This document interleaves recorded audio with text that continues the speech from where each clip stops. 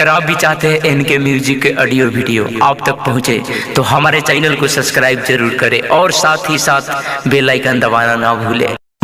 ना वो सपना देखो टूट जाए, ना वो हाथ थामो जो छूट जाए। मत आने दो किसी और को इतना करीब कि उससे दूर जाने से इंसान खुद से रूठ जाए।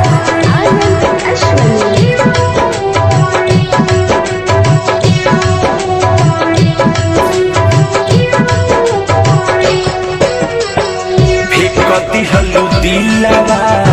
समझ के तू खादर मैयत के हमारा जान ढाल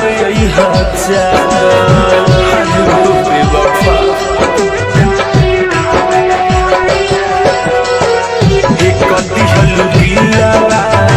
समझ के तू खादर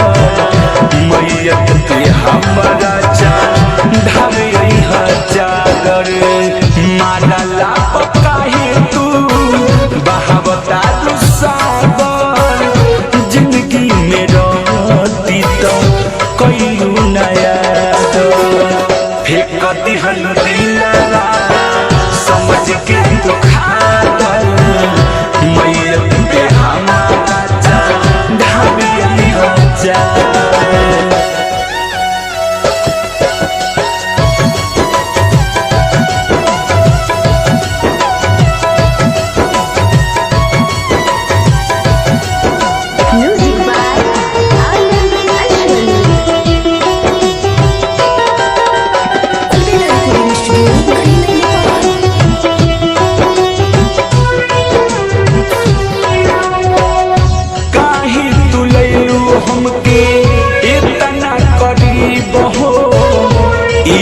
कसूर बाटे बानी हम गरीब हो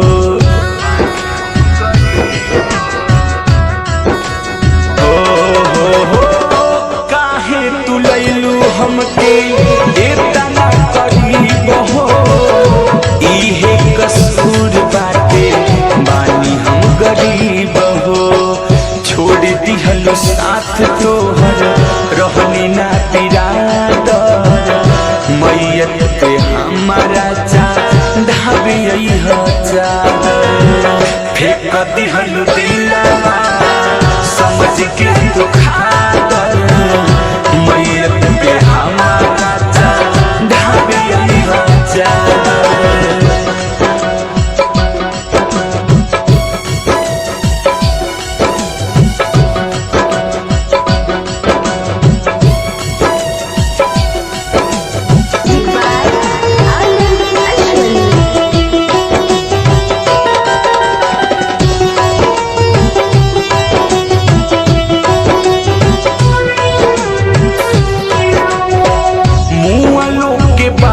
बन के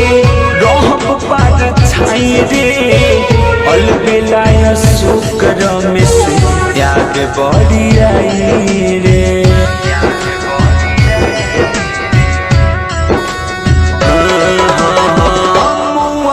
के बाद बन के रहब पर छाई रे